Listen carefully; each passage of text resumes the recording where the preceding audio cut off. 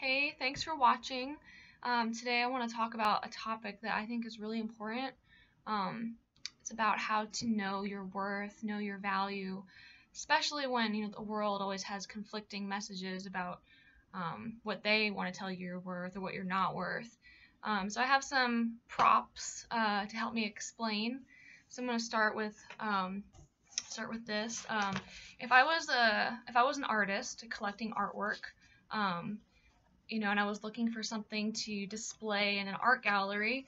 And if I saw this, I probably wouldn't be super like wanting to display it. It's just a kind of a kid's doodle.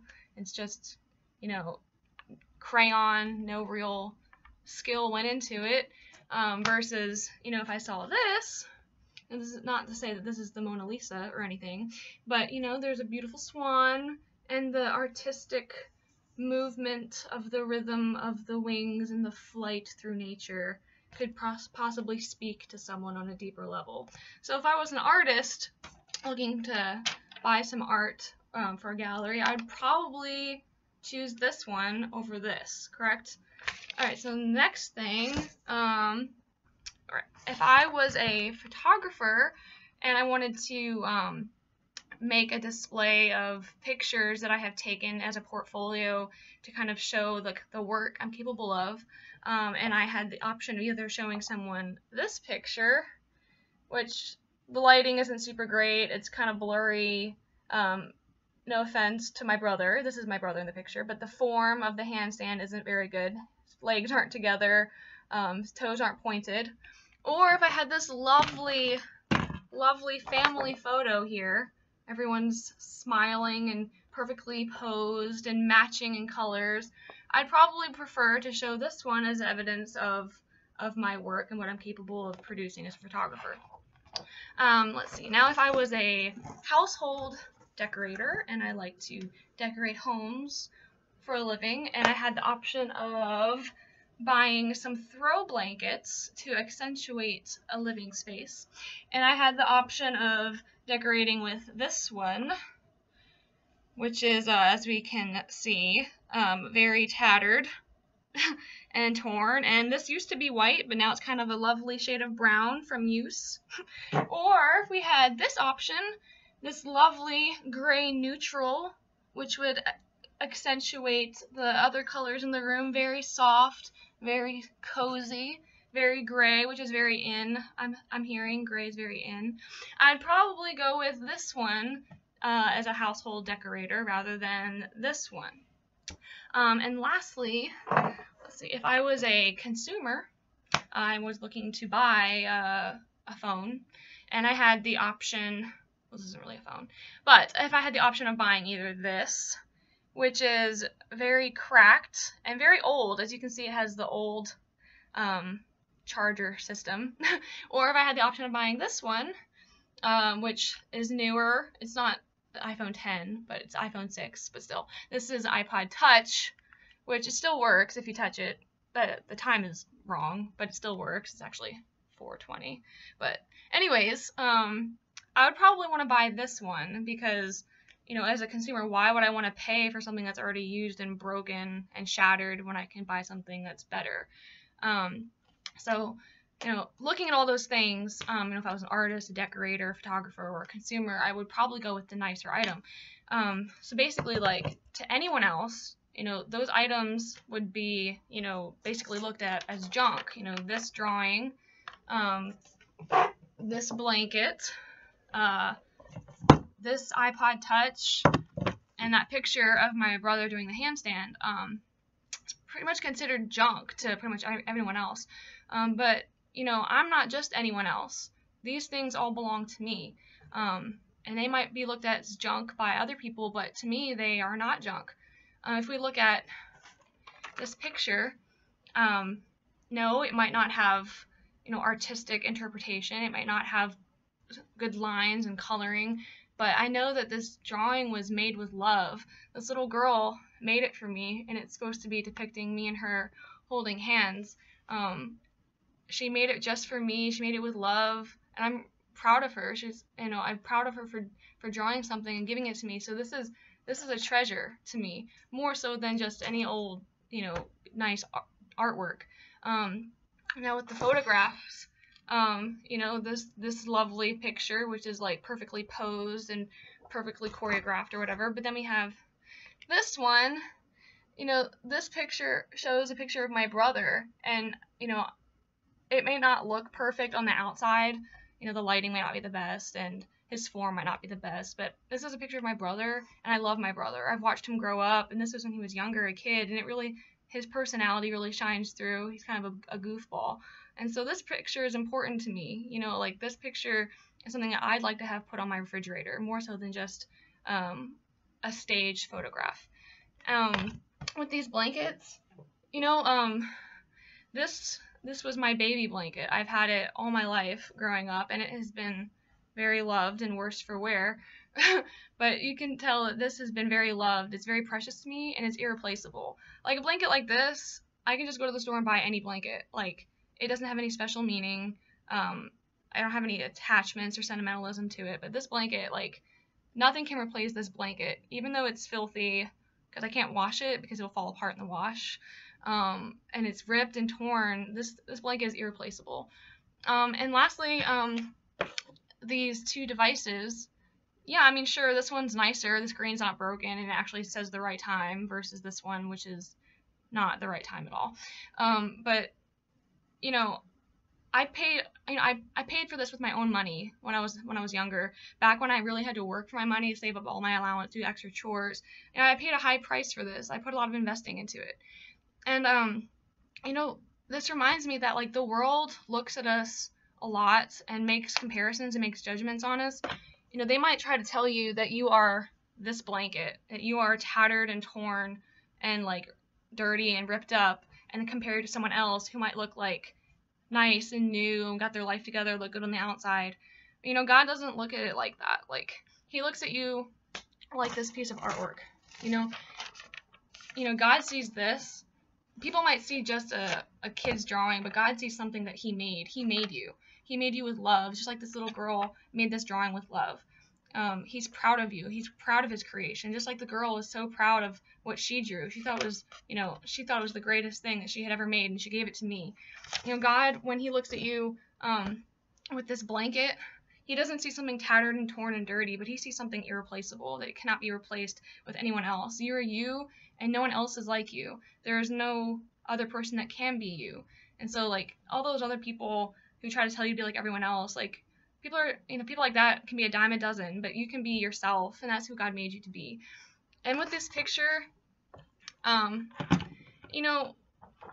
might look perfect on the outside, and that's what a lot of people try to do. They try to make their appearance look great, act like they got their perfect life together. But God says you don't have to do that. Like, he's watched you growing up. He's seen you from a child. He's watched you to where you are now, watched every ups and downs, the journey you've taken. He loves you. Like, he's important to you. Just like I love my brother. You're part of God's family, and, he loves you more than anything. And when it comes to, something like this, the world might tell you that because of what's happened to you or what you've gone through or the mistakes that you've made, that you are broken and that you're shattered and you're damaged and you're not worth as much as someone who maybe hasn't had bad things happen to them, or they haven't made the same mistakes.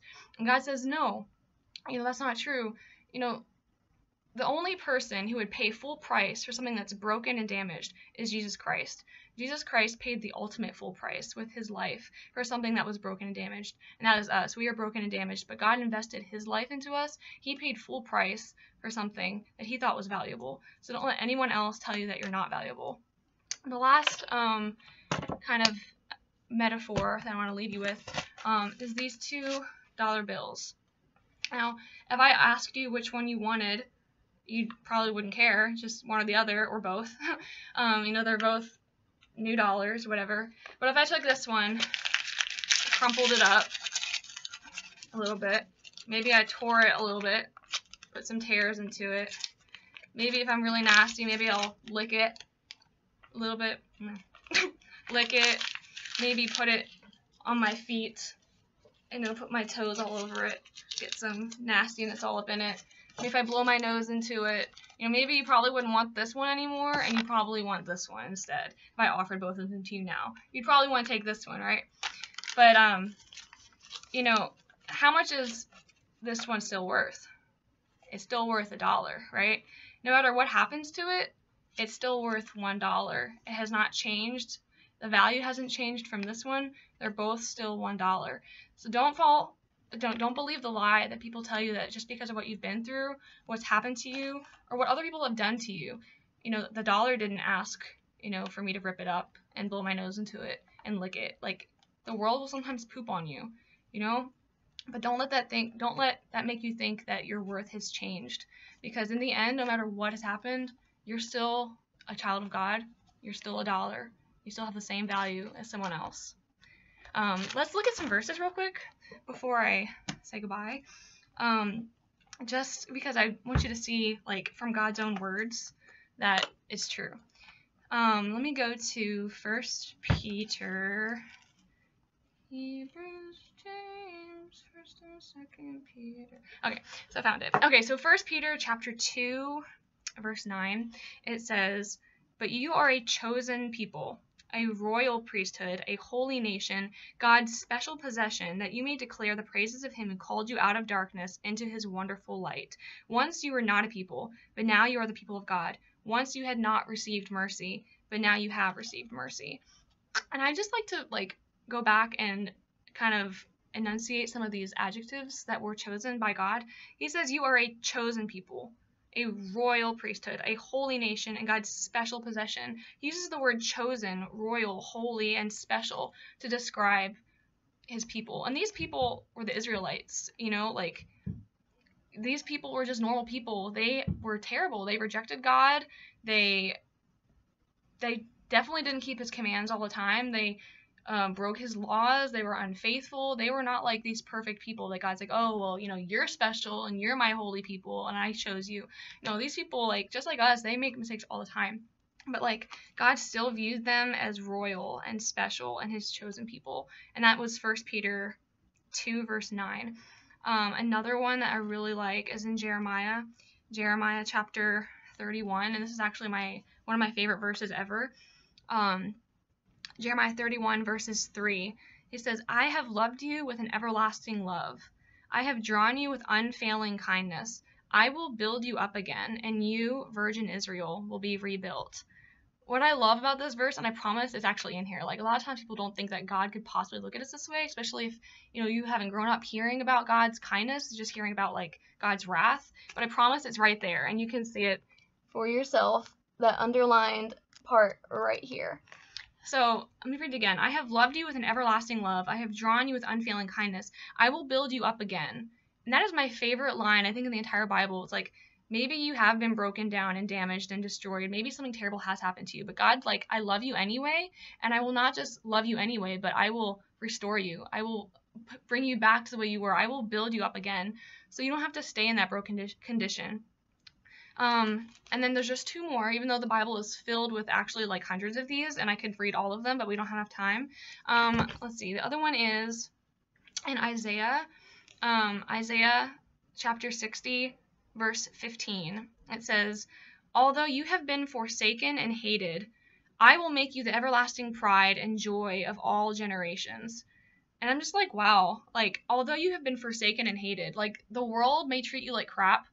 The world might treat you like you're not worth anything. You might be, passed up time and time again for someone who's, quote, better. But God says, although you have been forsaken and hated, I will make you the everlasting pride and joy of all the nations. And then one more, and then we will stop. Here's the last one.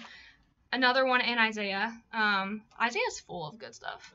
Isaiah chapter 43, verses 4. It says, "Since you are precious and honored in my sight, and because I love you, I will give people in exchange for you, nations in exchange for your life." And I don't know, it just does something to me to know that I am precious and honored in God's sight, and I don't have to worry about what other people think of me. I might not have the best hair, I might not have the best clothes, I might not wear the right brands, I might not be cool or say all the cool things or know the lingo that these kids say these days. But I think we get too focused on winning the attention of men instead of working to get the approval of God. And God says he will because he loves you, he will give people in exchange for you and nations in exchange for your life. Like, your life is more important to him than cities and nations. And if God is for you, then really who can be against you? So I would just encourage you today to just really remember like what you are worth. You're worth God paying the ultimate price, no matter what anyone else says or anyone else may want you to believe about yourself. That's who you are and that's who you're worth.